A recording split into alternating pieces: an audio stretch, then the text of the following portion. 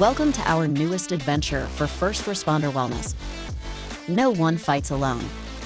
In-depth conversations about mental health and culture in the first responder space. We're joined by your co-hosts Austin Pedersen and Brad Shepard.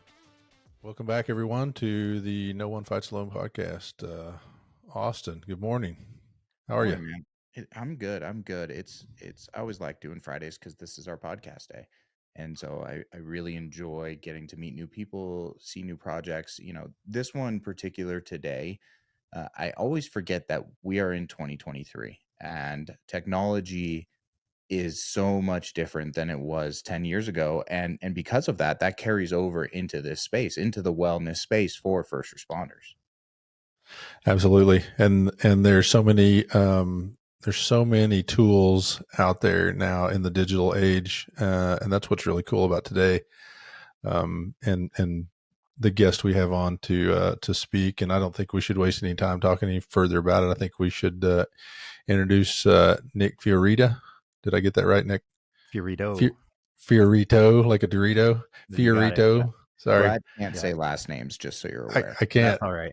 I botch them up every time, Nick. Sorry. Nick is the Chief Strategy Officer for First Responder Mental Health, and I'm excited, Austin, today to let Nick tell us a little bit about some of the exciting things that this company has got going. So welcome, Nick. Glad to have you. Awesome. Thanks for having me. So there's this old thing, Nick, that, especially in recovery and in mental health, the phone weighs 1,000 pounds when people come to make a phone call. And I want you to go into a little bit about your company and also the app. But, the main thing is this is a thing for people to bypass, that old saying, right? They can go directly in and, I'm sure they can do anonymous. They can do, anything they want. So give us an idea of, first off, how you guys started in this space. I know we talked before, it's kind of on purpose accident, which is, I feel like, how everyone gets into this space. But give us a little overview. Yeah. Well, thanks again for having me. And it is a really neat story of how we even got involved in the first responder wellness and peer support space to begin with. And as a software company, we started the software company in 2009, but it wasn't until about 2018 that we were made aware of kind of the needs in this space. The previous work we were doing was in heavy industry, in mining, in utilities, and linking up key performance indicators, dashboards, really getting a lot of metrics for folks. And when our local EMS service actually came to us with a kind of newly formed peer team, having some difficulties, wanted to be more proactive, wanting to get some stats and metrics out of that, we thought, hey, this is a really neat opportunity just to build something. It was almost pro bono. We definitely didn't know what we were getting into at the time for our local group, which was quite geographically dispersed across hundreds of miles, kilometers. It doesn't matter on the conversion, it's hundreds, the geographic area that they serve.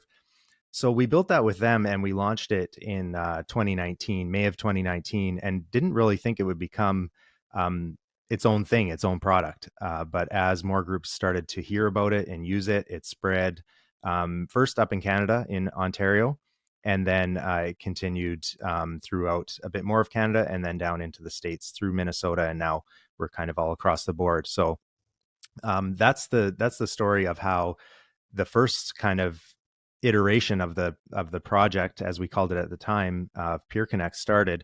But obviously since then it's grown, and as more and more groups use it, the really exciting thing is that we've not taken a step back from the development. We just keep hearing how it's being used, hearing people come across different scenarios, different use cases, different ways that they want to view a report, or that the wellness coordinator has to meet in front of a committee or a chief and say, what have I been doing for the last 6 months or year? So we're really excited about how we can equip people with that information, but also in a way that honors the frontline members that don't want the chief to know how many times they met with EAP or the peer support team, right? So that finding that balance and working with the actual members and users has been really important and really exciting, just to meet so many people while we're doing it. So that's kind of the backstory. That is sounds like you've done some really ground floor work on the community, especially from not being ingrained in the community. You've certainly done a lot of study and research because you're already talking about cultural things that are preventative to someone actually reaching out. So, well, tell us how it works. Tell us what this thing really is. Yeah. So in the beginning, and even now, we would link up with a singular department. So, a police department, a fire, EMS, some corrections clients, and they would use the system to run their internal peer support team. So, for example, they may have 200 staff, they have 15 peer supports. How do we engage the peer supports a little more often? I like your line of the phone weighs 1,000 pounds. How do we start to do something a little bit smarter in terms of scheduling, in terms of automating some follow-ups after critical incidents, or even just giving people the ability to, recommend someone or refer someone to the peer support team when they notice, hey, my partner in the truck, has been kind of down recently. I think someone should check in on them. So we are pretty peer support specific. It's a mouthful.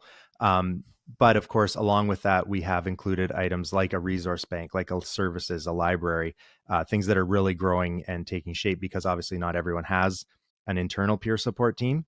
But what we've been doing more lately and what we find the trend has been is for smaller groups to band together and create kind of regional partnerships or regional consortiums of peer supports. We just had a group in Washington State sign up yesterday, and as a matter of fact, where they have put together 11 volunteer fire departments, come together, created their own nonprofit consortium, and they're going to be using PeerConnect as kind of the backbone to manage how they're doing peer support across these 11 services, which is really cool because now it's providing access to groups of all different sizes, not just the larger metropolitan city type organizations that have, generally more resources. They have an internal team, things like that. In terms of the actual nuts and bolts of it, there's kind of three ways that people would connect to peer support. They can push a button and that simply notifies the peer support team. Now, a nuance to that, which we didn't think of, which obviously came from groups using it, is that if you have 10 peer supports in your organization, the chances that you get along perfectly with all 10, they may be great and they may not be as good, right? So what each person, so what each person can do, they can actually in their profile, they can have a look, they can read the bios of each peer support, whether their organization has 10, 20, 30, whatever. They can read those bios and they can say, hey, Austin, I'm going to keep him on my personal team. Brad, I don't know. I don't know if, maybe we worked together for the last 10 years and I'm tired of hearing his voice, whatever the case is. I don't have to explain it to anyone because that's awkward. Pretty common, Nick, by the way. That's pretty common for people to say about me. Yeah. Just the order on the screen. I picked on you second. Sorry. I'm sick and tired of hearing that guy.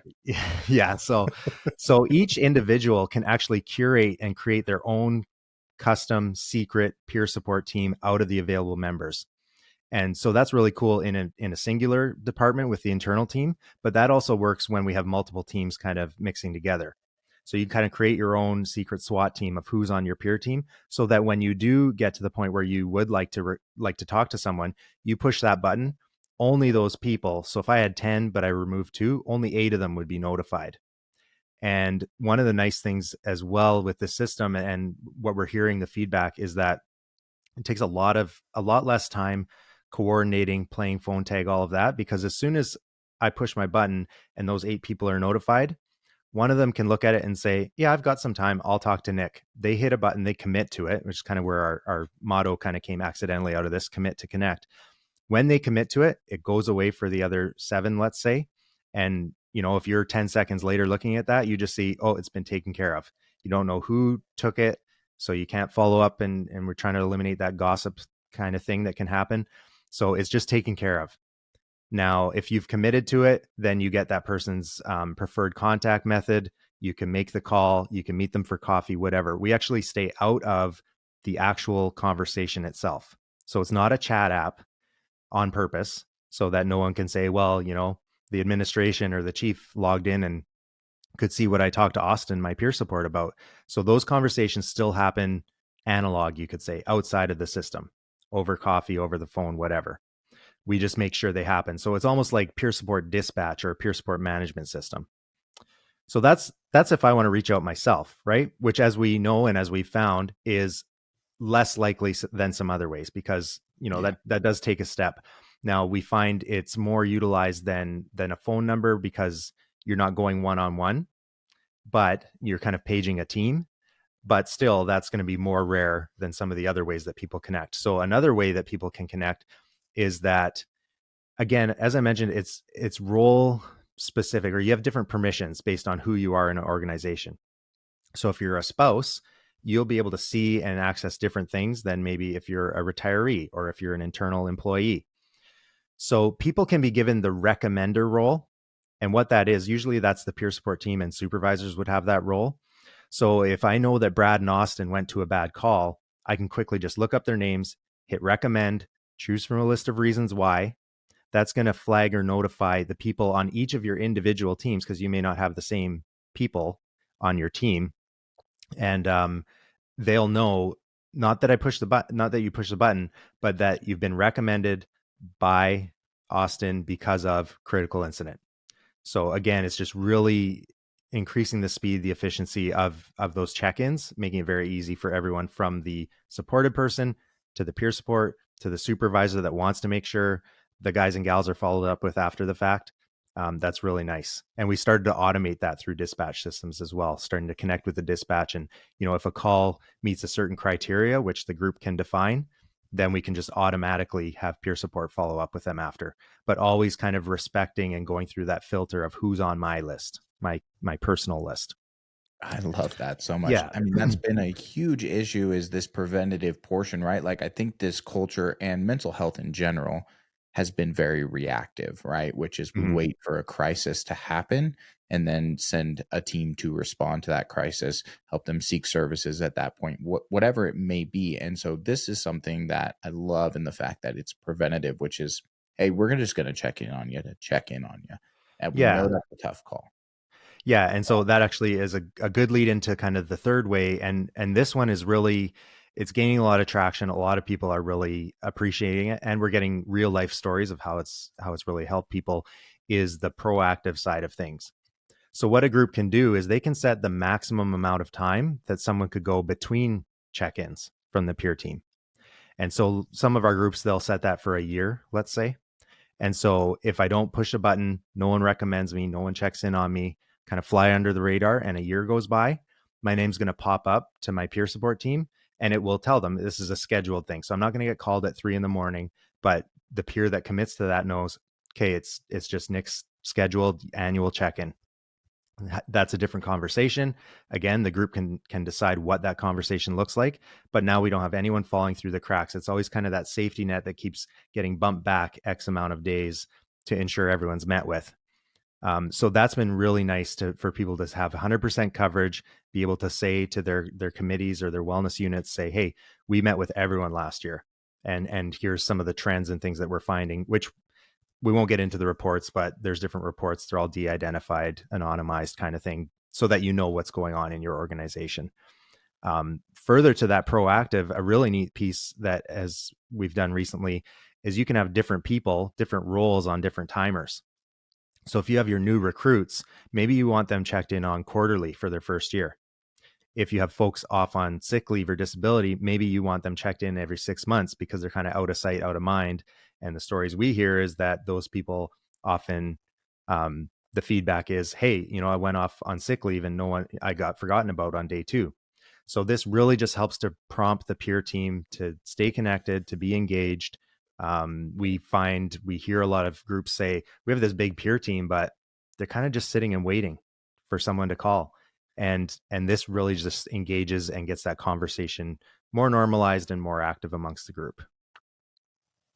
Well, coming from a culture of of law enforcement, but specifically most of the first responder community is reaction based. When the problem arises, we deal with it, we tackle it, we bring, the mantra of bringing calm to chaos is very relevant to the entire culture. And when you bring that to a peer support team, it's a little bit of a hurdle to actually start looking, having a forward thinking unit and talk about preventative. I really love this concept specifically from, I ran our peer support team with my agency for several years. And I love the concept of some of this scheduling, scheduling the interactions, scheduling the anniversaries, scheduling the appointments, scheduling the debrief, scheduling, what can you tell me a little bit more about what that actually looks like? Because that's intriguing to me about, what is it calendar based? Is it easily input? Is it, what does that look like? Cause that's a very interesting part of this for a peer support team coordinator or leader to, because so many times that stuff falls through the cracks and then you realize a week out, oh shit, I just missed an anniversary. Or I just missed a debrief.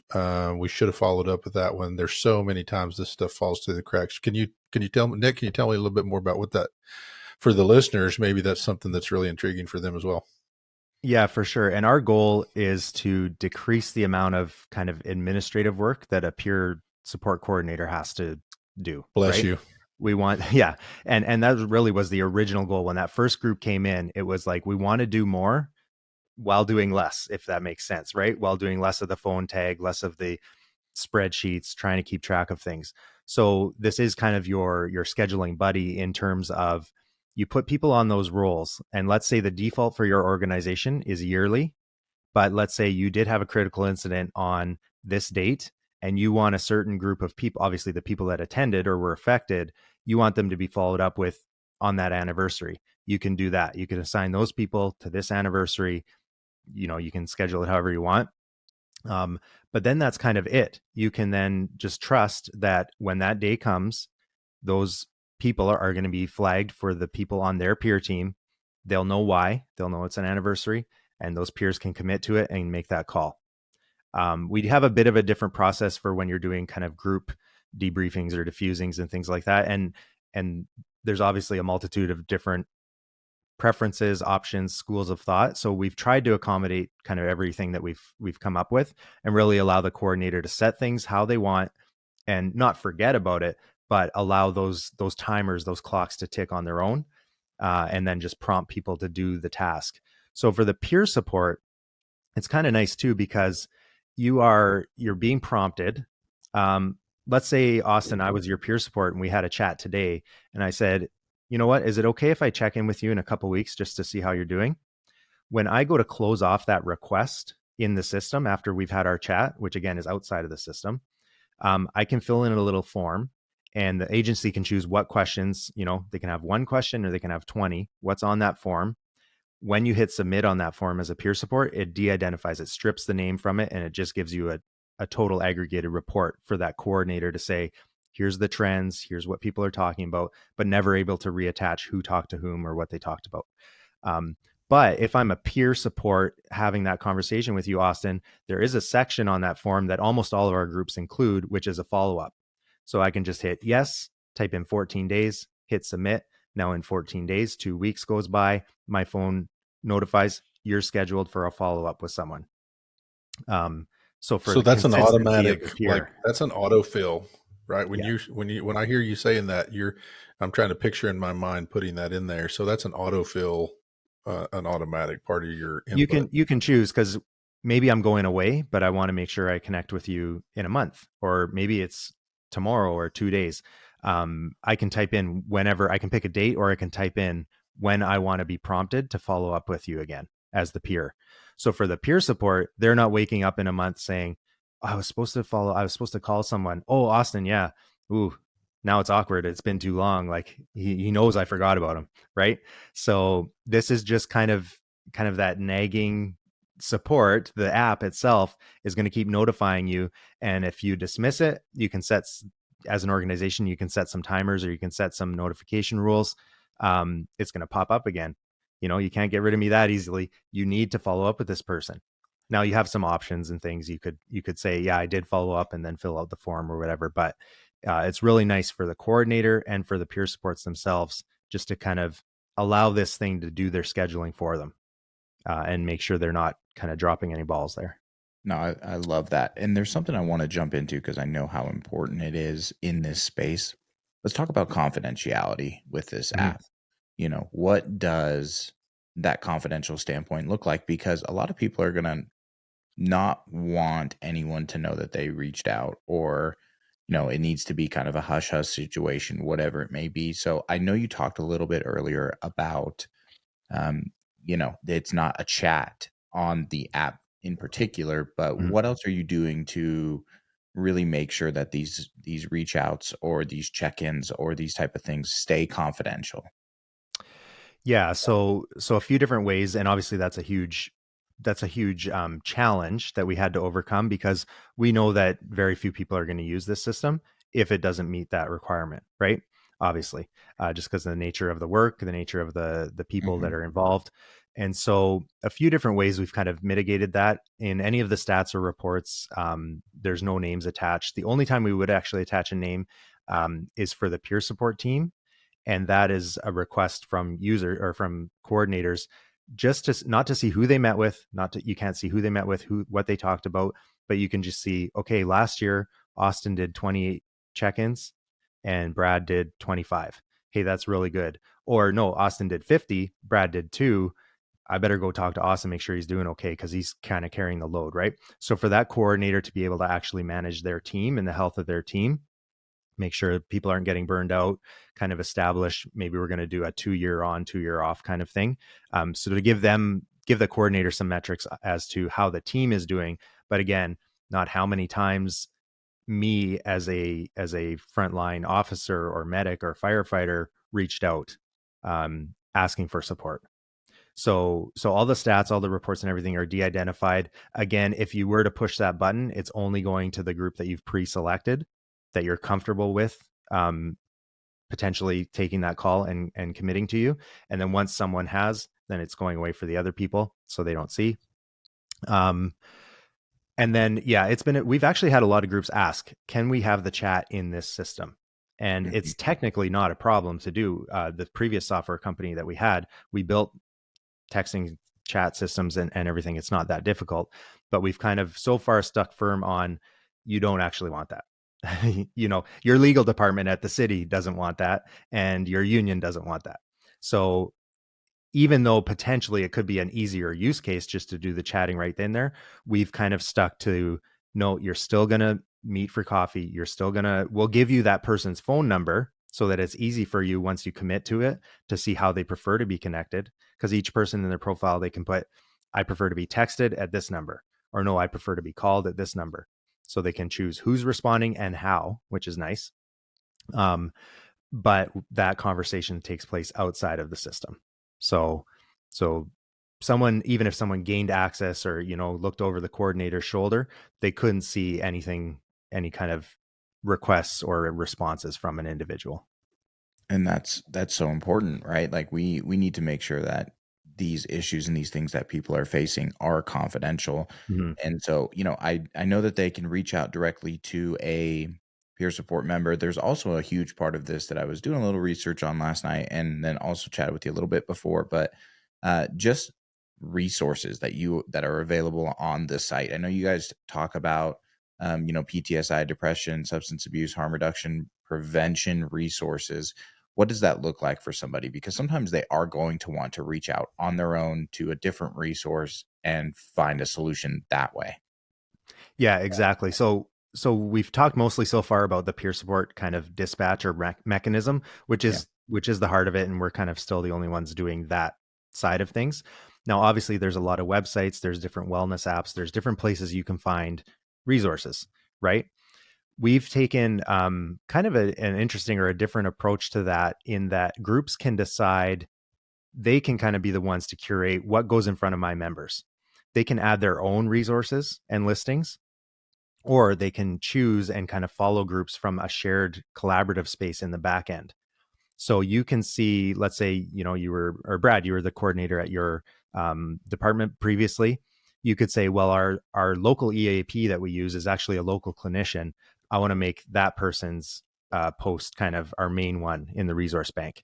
You can add photos, videos, description, tag, put it on a map. You can do all this kind of stuff. Really, really nice, get very detailed. But then you say, we don't really have a lot of treatment center options around here. I wonder what's available. You can then go browsing in the shared kind of resource or contributor library and see, okay, this group has one down in Florida. This one has one in Georgia. This one has one in California. Read about them, say, I like this. I think this would be good for our members. You can then pull that into the resource bank for your particular department.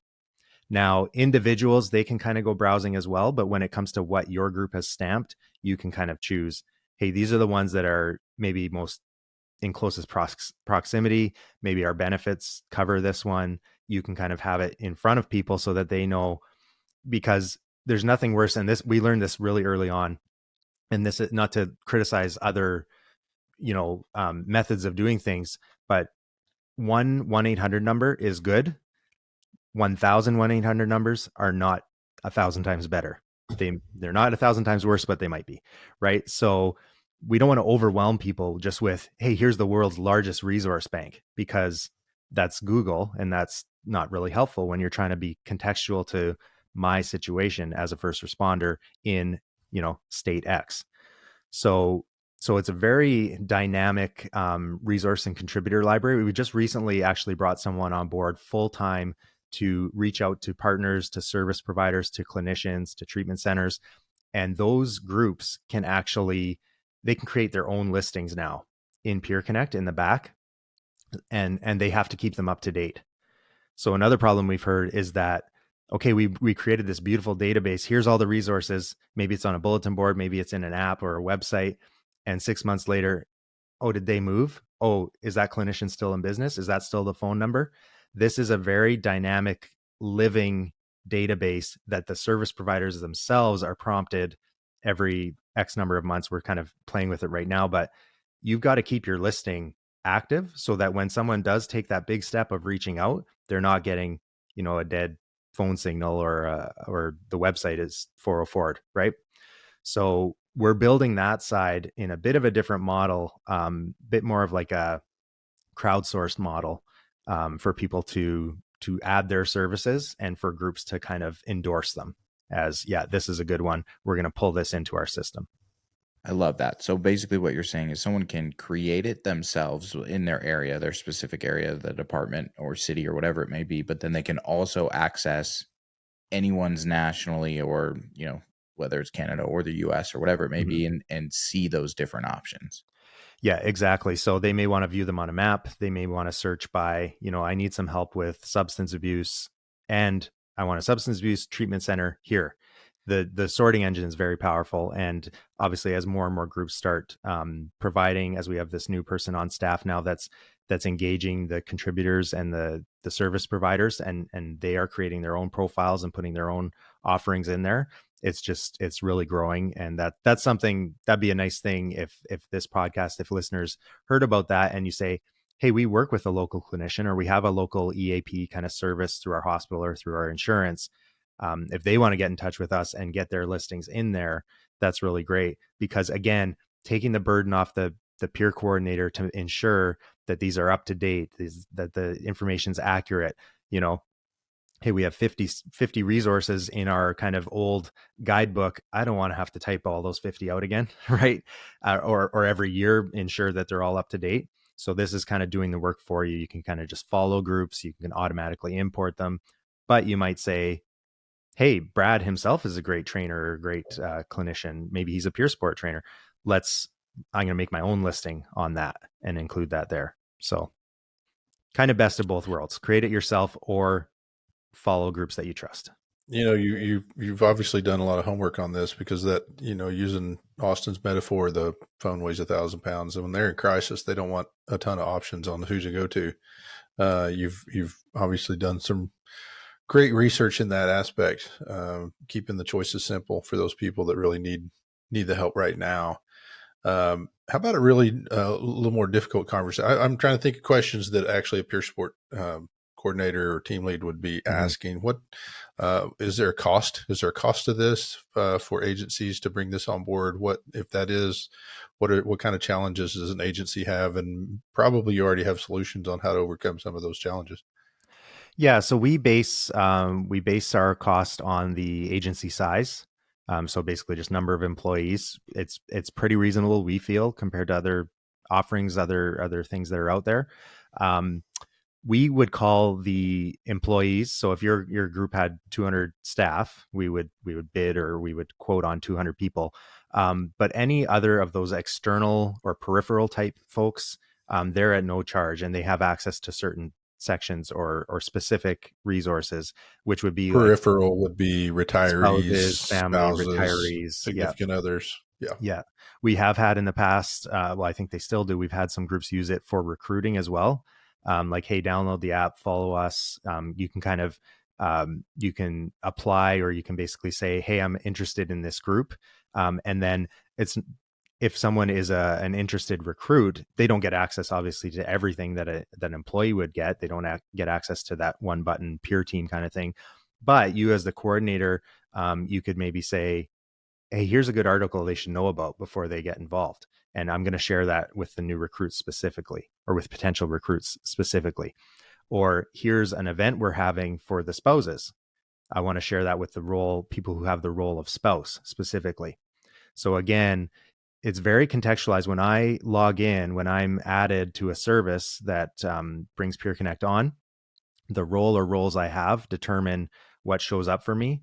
So I'm not overwhelmed. So I know, okay, this is the spousal support group for my organization. I'm not, searching forever through mountains of information. And then to the second part of your point, definitely this PeerConnect, in collaboration or conjunction with training and different things, meets a lot of grant requirements. We've had a lot of our groups come on board with grants, at least maybe for the first year, and then they make it operational in the budget after that.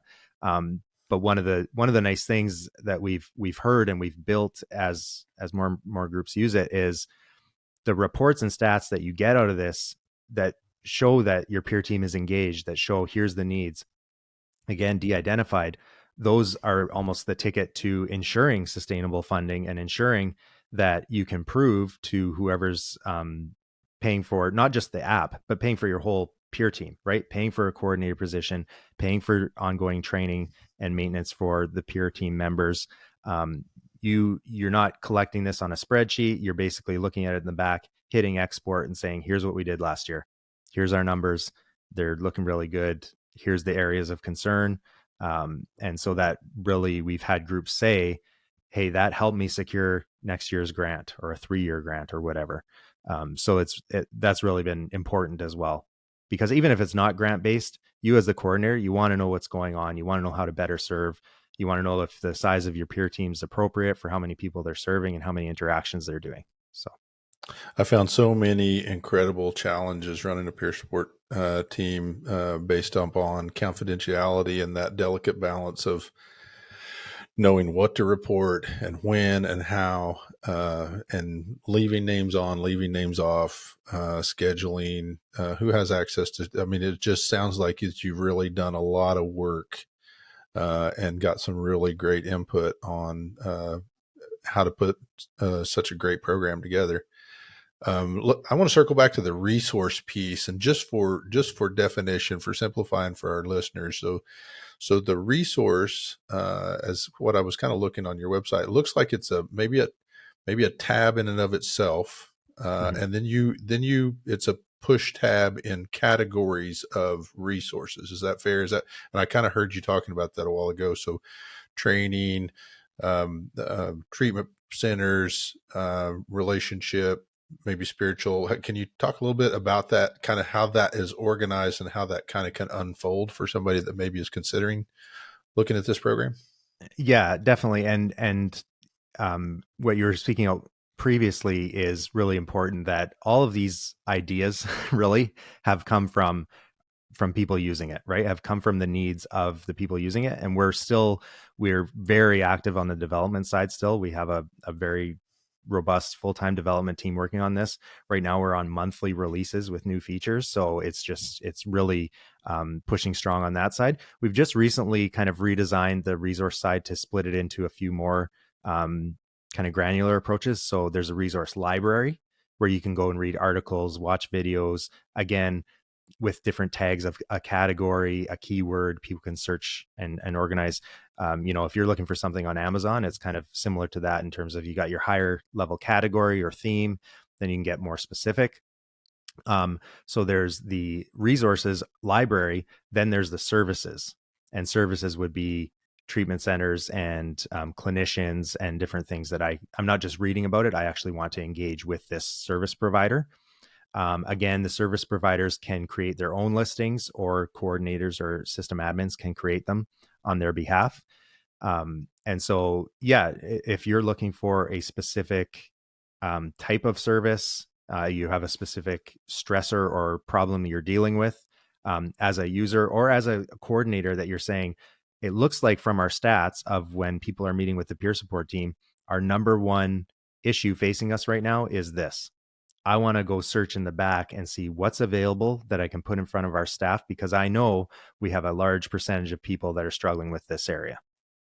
So you can categorize that by however you want. If you want to base it on strategic resource pieces or wellness sectors, a peer support coordinator or an agency can tailor this to their agency. Is that fair? Yeah. So we do have some universal kind of themes or categories, and you can create your own as well. But there's a few different models that we follow, and I probably wouldn't off the top of my head know the exhaustive list, but I know like with the IAFF they have 5 pillars. So we're modeling after that. So you can kind of sort that way. There's some other groups that have different kind of pillars. So we've looked at all of that, kind of took a big inventory of what are the main ones and made sure that our universal categories will match that. So when you're creating a new service or a new resource, you kind of can, when you're building that entry, you're looking and saying, yeah, it's this, it matches this, it matches this. Maybe I want to add a few keywords as well that someone might type in when they're looking for such a service. You can also define, if you're creating a resource, who the target audience is for it. So this is more for spouses, or more for new recruits, or more for whomever. Yeah. That's awesome. Brad, I want to chat with you a second on this, and I want to put you back in your peer support role. And I want to see what your thought process is behind how you feel about utilizing this if you were still in that space. Exactly. Because you didn't have anything like this. There wasn't anything like this available, and you had a lot of roadblocks. You had a lot of issues getting buy-in from people, I'm sure. I mean, where are your thoughts at with this right now? So one thought that jumps out to me immediately is that we're in a digital age. We're in a digital culture of a young workforce. I hear old timers talk about this all the time. Nobody meets for coffee anymore. They're getting their phones out. They're texting their partners. They're texting their loved ones. They're texting, whatever. They're connected through social media. I think this you can't combat that by saying, we all need to go to coffee. That's just not happening, especially in the law enforcement culture. I love the concept that, first response mental health is actually looking at all these different sectors of first responders. Law enforcement, pretty unique in that you're just kind of out there by yourself. So you have several disadvantages right off the bat with the mental health piece. And arguably whatever else you want to put out there, you're alone.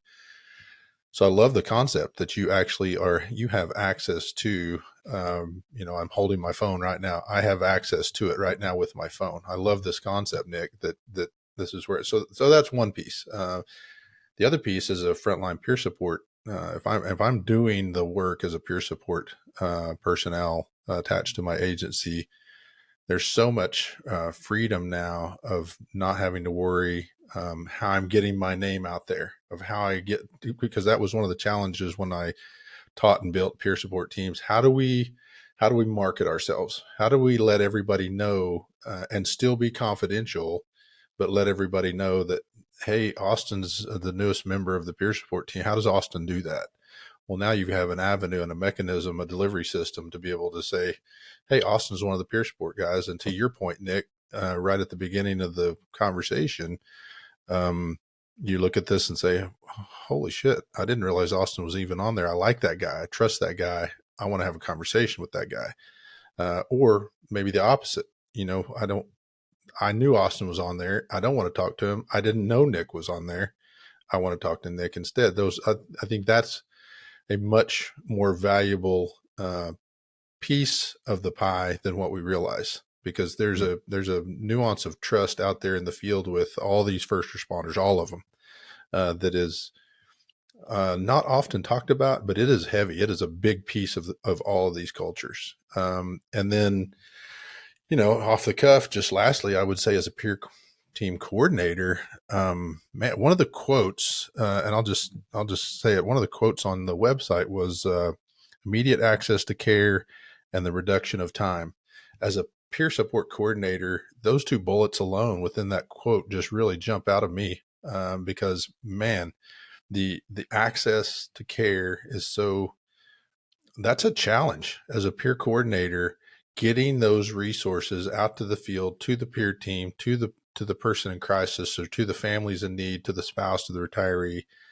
And then on the heels of that, reducing that time, eliminating that, they're in crisis. So now we've taken 7 days to get to them between finding out they were in crisis, figuring out who can actually talk to them, finding out where they are, what resources they actually need. Because early on you're guessing through this, this channel of verbal communication. And this app really has a feel like it eliminates a lot of that. So yeah, that's my initial thoughts with it. I mean, that's just kind of right off the cuff of looking at this. I think it's an amazing concept. Well, and it's 24 hours. I mean, so how is, I'm assuming that if you are a peer support member and somebody reaches out at 3 a.m. needing to talk about suicidal ideation or stuff, there's a notification system that works. Like, are they being notified like via text as the peer support member if somebody's reaching out, or is it through the app itself? What's that look like? Yeah, so groups can kind of set how they want to do that. Primarily, it's a push notification. So your phone buzzes, it says PeerConnect, someone has requested support. Then groups can also choose to add like text on top or email on top. So you can really kind of make sure that phone's going off in that scenario. Now, another thing that happens is if you have a smaller team, or maybe, people aren't available, we don't want that to just sit there either, right? So you as a group can define, okay, if no one takes it within this amount of time, what's going to happen? Well, we call it an escalation. It's going to go to these people because that much time has gone by. And there's different messaging in the app, right? With people, you can actually, not to get into all of it, but you can request someone individually if you want. But we kind of give a disclaimer. Hey, you're reaching out to this person. We're gonna notify them, but they may not be available. So just so you know, it may take longer, or we may redirect you to try someone else if a certain amount of time goes by. So obviously, those kind of stop gaps or those situations require a different approach, but we have a decent enough track record of groups using it, of real-time situations, of feedback from our coordinators, that, and it's not perfect yet, but we've been able to make these changes to kind of accommodate all those scenarios. Rare is the occasion where that actually happens between the 8 to 5 Monday through Friday window, and it seldom ever happens. So it's if it's I got a phone call on Thanksgiving afternoon. I've got a gun in one hand and a drink in the other, and I'm not sure which I'm going to use first. That was after a Thanksgiving meal. Those are not common phone calls that you're going to accept. Hey, I don't want to talk to this guy right now, but I can see coming through the app. You're like, okay, this is a crisis deal. Somebody's reaching out. Those domestic violence situations, those don't happen during the day. Those happen late at night, on the weekends, all those things where people get themselves in a bind and they're in crisis. It's just rare that it's, at opportune times. So I love the concept of that crisis piece. Yeah. And to your point too, Traditionally, you would have your peer support team, you'd have their names and phone numbers, on a website or on the bulletin board. For the peer support, your feelings there, Brad. I just put my kids to bed. I've had a terrible day myself. I sure hope my phone doesn't ring, but my phone number's plastered around all 6 bases, right? And so for the peer support, they have some more autonomy now of, okay, now I'm settled. Now, if I get buzzed through the app that someone has requested support, I will take it. But knowing that it's kind of distributed to a team where I'm not always, that phone is not going to directly ring and that person is counting on me specifically, that's some feedback that we've gotten, that for the peers, it actually almost encourages more people to take that peer training because they understand, okay, I'm not now 100% on the hook for having my name all over the place. That someone can directly reach out to me when I'm not, in the best place either. That's You're so true. Practically or emotionally, right? Go ahead, Austin. I'm sorry. No, I was going to say, I mean, I've had this conversation, especially over the last month with, a training that Brad is putting on, is that nobody cares about the peer support members, what it seems like to them, which is they are left to pick up the pieces 24/7. And, a lot of the times this is a volunteer position, depending on department size and whatever it may be. And people can't take that on. They're burnt out by, after a year, after 6 months, whatever it may be, especially if they are good at that position, people are going to continually reach out and they don't want to do it anymore. And that's fair. I mean, just in Phoenix, right? The EAU unit, Brad, it was very evident that it was tough for people to stay in that position for a long time because of the mental demands that are put on them. So it seems to me like you're exactly right, Nick, and Brad, tell me if I'm wrong, but more people would want to do this if they knew they weren't on the hook all the time and they still had time to take care of themselves. So true. When I came into the peer support world, one of the veteran old hands had been doing a long time by himself, on call 24/7. Told me, he said, there is a shelf life to this, and he said, I passed it long ago. He said, I'm burnt, I'm done, I'm ruined. I can't let up though. I'm the only guy. So most peer teams that are being built now are being built within that wisdom structure of lessons learned, burnout. However, it's still real. And some of that's dependent upon the peer support member itself to give good feedback and be self-aware enough to say, man, I'm overloaded. And it happens all the time. We see it all the time. You don't know where your limit is until you've gone past your limit. And then this recognizing, okay, I passed my limit. I need to be cognizant and aware of that. All the time, when your passion outruns your infrastructure, you're doomed to fail. And that's no different than a peer support team as a whole, a peer support member. And no, I think you're exactly right in that concept. Nick, in relationship to, or did I answer that question, Yeah. Austin? Oh, yeah. Did I? Okay. Oh, yeah. In relationship to this, how do they, if they want to sign up, where do they find you? How do they get a look at this? If listeners out there saying, yeah, I'm intrigued. I want to know more. How do they find you? How do they get a look at this? What can they do? Yeah, so we're just getting started again on the conference circuit after that 2.5-year interruption we all had. So we are more present at conferences again now, but primarily first response MH as in mentalhealth.com. And there's a contact form right on the website where you can basically book a demo right there. And that's with a couple members of our team. Often it's with myself and someone else, and we'll walk you through how it works, answer questions. And the first part of that meeting, generally it's an hour-long meeting. The first part is always spent understanding what does that group A have in place already, and then B, where do they want to go? They maybe have heard a lot about the system. Maybe they have no idea. They just Googled peer support app or something and booked a meeting with us. So before we get into, all the nuts and bolts and features and everything, we really want to understand, what do you have in place? What's working? What are you missing? Oftentimes it is, probably the majority of the times when I talk to a group that already has a peer support team in place, it's, I don't really know what we're doing. I don't have the reporting, the stats. I'm trying to get, paper forms back. I call all the peers once a month and say, did you meet with anyone last month? And then I put it on my spreadsheet, and that's fine. That's all you can do if you don't have a system that's managing that. That's what the original group was doing. And then they realized maybe there's something we can actually automate and put process and build some reports out of this. So that does seem to be a very high demand feature that the system has. So we'll walk through, what are you doing? Where are you going? Then we'll show them the system and then have a discussion about, okay, what does this look like for you? To get us set up with a group does not take long, technically.